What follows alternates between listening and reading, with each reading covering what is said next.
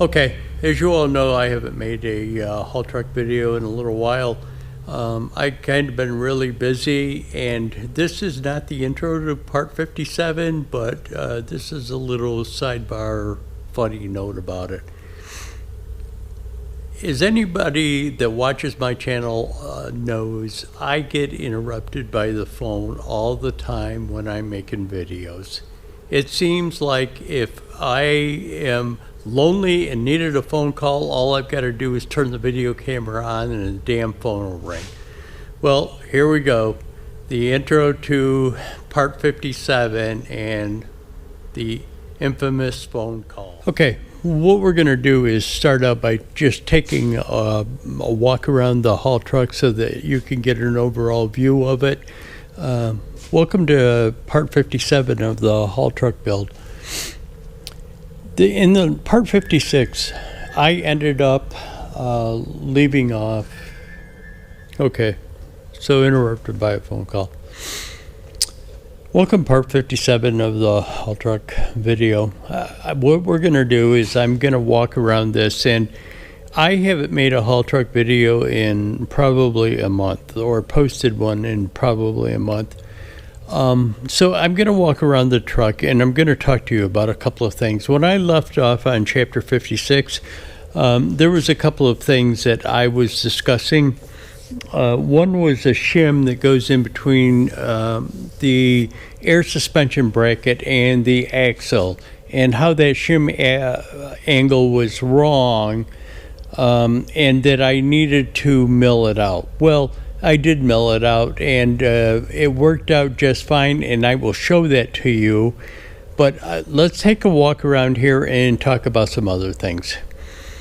One of the things that I did when I left off in 56 is I told you that while I was editing the video, I had watched a video on YouTube about extending a frame, which most of you understand that I extended the frame on this truck. And I told you that you gotta be careful of what you watch on YouTube. And let me just explain it to you. And I'm not gonna reference a video. If you happen to find it on YouTube, so be it. But let me just explain something to you about it. People make videos for different reasons. People make videos in different lengths for different reasons. This video showed these guys extend a frame on a Peterbilt truck. It shows them cutting it off, and it was a semi. They rolled the two axles and that part of the frame back, did some work on a cross member, put a couple of inner rails into it, rolled it back into the other part of the frame, stuck a section of frame on each side of it, and just welded it up and put it back together. Now, what wasn't shown is how they aligned it, how they got the two axles straight and true to the frame. Granted, the two axles, the two rear axles, were on the frame members that they had cut off and rolled back, but that doesn't mean that they got both sides parallel and even with each other when they rolled it back together and extended it. So now, I'm not saying they didn't show it in the video. I'm not saying they didn't do it. I'm just saying they didn't show it in the video. So somebody could go on YouTube looking at information on how to extend a frame and say, yeah, well, these guys just cut it apart, rolled it back, put a section of inner frame rail in there to guide it back together, put it back together, and just welded some other stuff up to it, and that's it. And there would be nothing about how you need to make sure that the two frame rails are both the same length, that the rear axles are even and parallel with the front axle. Nothing about that. And the people very well in this video could have done that and just segmented that section out thinking nobody wanted to see it. But then again, you post a video on YouTube, you kind of are giving giving credence to this is the way things should be done, or this is the way that you did it, and you should probably explain it that way. So all of this kind of leads to where I'm kind of going with this thing. Transparency in my videos. I told you that I left off at chapter 56 and told you about those shims. There's the shim right there that is angled the wrong way. I haven't done that or machined that one yet. But not everything works out the way that you want it to work out. So let me pause here. I'm going to show you me just machining it so that you know how I did it. It's going to be very brief. And then I'm going to bring you back over after I'm done machining it and show you in me installing it onto the truck and how pleased I was that it kind of worked out the way it did. But let's switch to that right now. Okay, so I kind of put that shackle in the mill, and I'm going to try and mill that slot out so that it'll accept the pin on the air suspension. Yeah, I can talk. I'm just going to show you a little of it.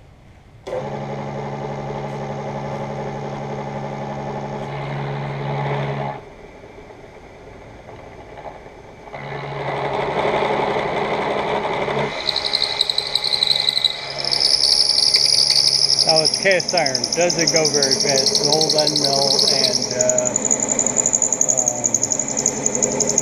it's probably 7/8 of an inch in diameter, and I'm doing a full depth of cut on the thing, so I'm not going very fast, hand feeding it. Okay, here it is after it was done. Now, holes, kind of like on the other bracket, the two holes intersect. When I say the other bracket, the bracket that I had made for what I was going to build out of the leaf spring suspension, the bracket that I built for that, the two holes intersect. And the same way with this one, they do the same thing. I'm probably going to clean up this hole a little bit. What I'll do is I'll find an end mill. It's got some rust scale, probably dirt in there. I'm going to clean that up a little bit, and then I'll take it over to the truck and try and test fit it. Now, I didn't measure this to figure out how far I went. It's cast iron, it's not like steel, and it's kind of pre-built, so I'm just going to take it over, test fit it. If I have to take it a little more, I will do that. If I don't have to take it this far, I will just do the other one and do it the same way. It doesn't matter if it's a little longer. So I just shot that clip about coming from the mill and having completed milling that, and guess what? It works perfectly. I mean, it's not in there permanently, but it works perfectly. But guess what? Things don't always go as you planned.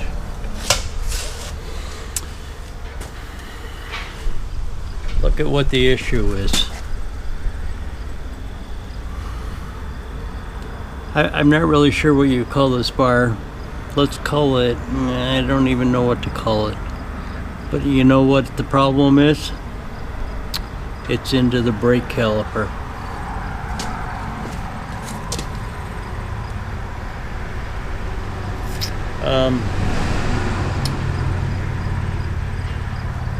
Really have to give some thought about this as to what I can do as far, let me see if I'm shooting you, sorry.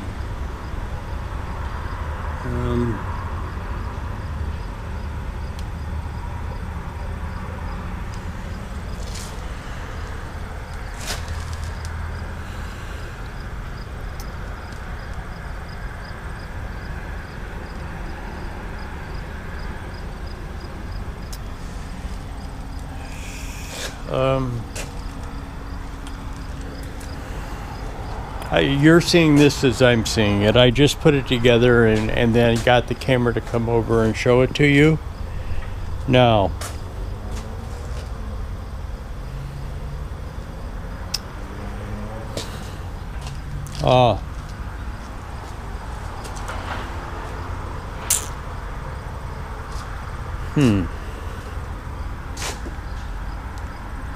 why would there be so much more?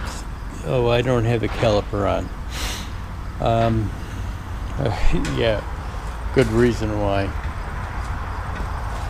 But, yeah, no, yeah. It might have to, the suspension might have to go over a little bit. Yeah, it's not gonna go over a little bit because of where that pin is.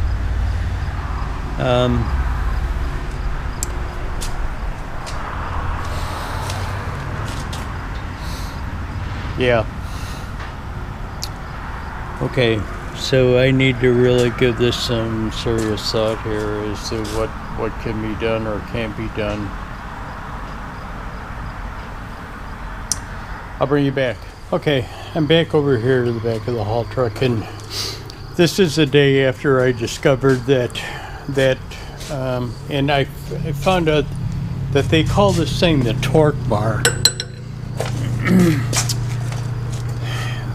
I found out that torque bar was going to be into the caliper. Now, it's not really into the caliper per se, but it's going to be into the hydraulic line that feeds the caliper. So, what I've got to do is figure out, and what I wanted to do is see what it would look like in its position. So, I got the U-bolts that I had purchased for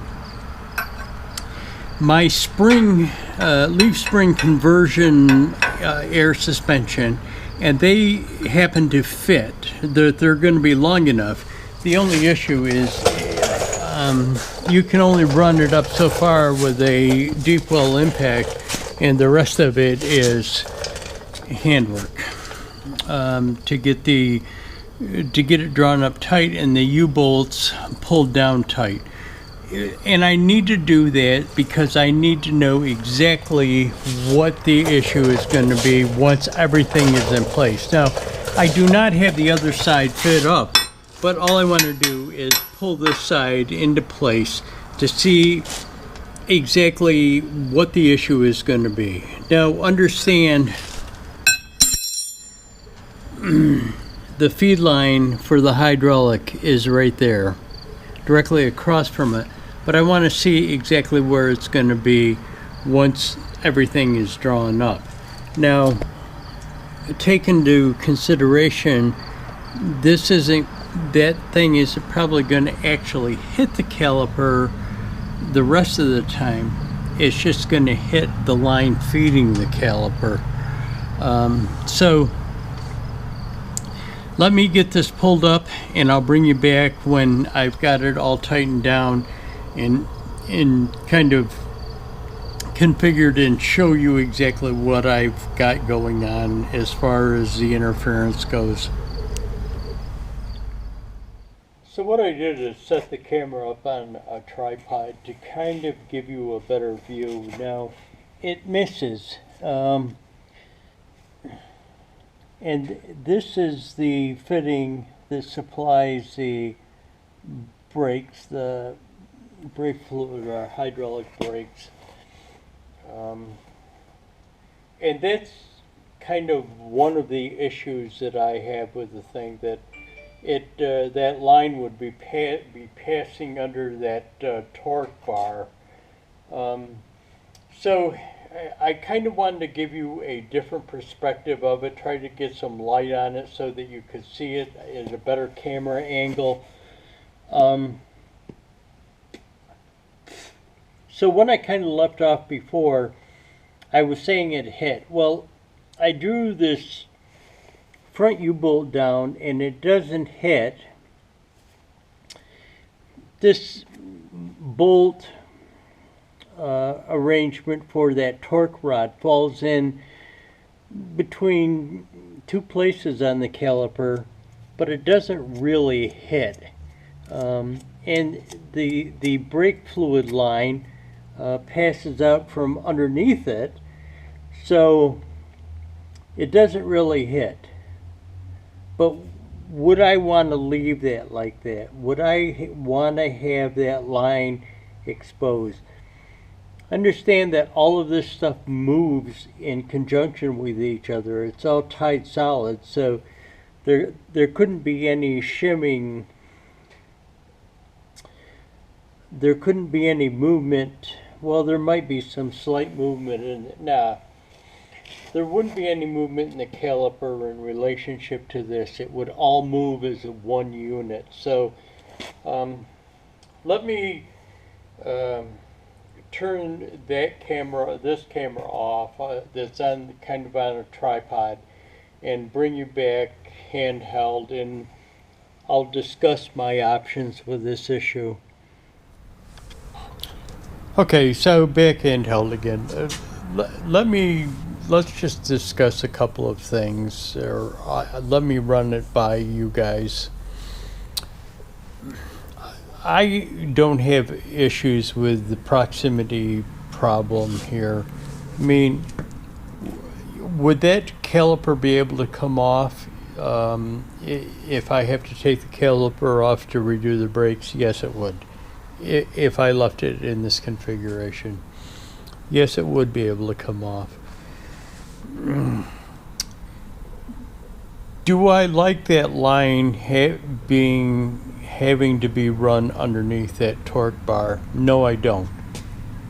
Not that the line, it would probably be a flexible hose in this area to begin with. That part of it, the tie-in from a hard line on the axle over to the caliper, would be a flexible hose, both to provide flexibility in the arrangement and, well, yeah, to provide flexibility in the arrangement. But I'm not sure that I'd want that hose to go underneath that torque bar, just for the main reason is if something came up and hit it, road debris, anything like that came up and hit it, it would be kind of exposed underneath there. Now, would it be any more exposed than some other brakes on other vehicles? No, not really, but just my line of thinking is I don't like it exposed under there. So let me tell you basically what I'm going to do. So I've been busy the last couple of weeks or the last month and with hauls and doing other things that I really haven't gotten time to really work on this thing. Yeah, after my last video, I came over here, I milled that one thing, came over here, put the U-bolts on and drew it down, recognized the problems, but I've been kind of tied up with other things and really haven't gotten into working on this. Basically, the main reason is because I have been tied up with other things, but the other thing is I've been kind of trying to think and sort out in my mind what I really want to do with this thing. Where do I want to go with this? So here's what I've kind of come to. I've got to mill that other one out and put the U-bolts on them. What I'm going to do is, it looks like those U-bolts will work. What I'm going to do is cut the excess thread off of them so that I can draw them down like the way they should be, and get both sides mounted up. And why this camera keeps doing this, I have no idea. But every once in a while, it'll move back and forth. So that's not me. It's just the camera. It's this gimbal for some reason. But get back to the point. Mount them two things up and kind of figure out how the airbags are going to be mounted in there and everything. One of my thoughts that I had on this situation is, can I rotate the caliper? In other words, could I rotate that caliper up towards the top or towards the back? And calipers on vehicles are located in different spots of the rotation of the rotor. This one happens to be mounted in the front. My 2018 Dodge Ram, the calipers are mounted in the back. So there is nothing, I'm not sure if I could rotate it. It depends on this bolt pattern and how it is attached to the axle housing, whether I could get the bolt pattern to match if I rotated it around to the back, even if I could do that. So, but that's one possibility. The other possibility is to draw it up and leave it like that. Maybe if I didn't like that passing under here, maybe they make a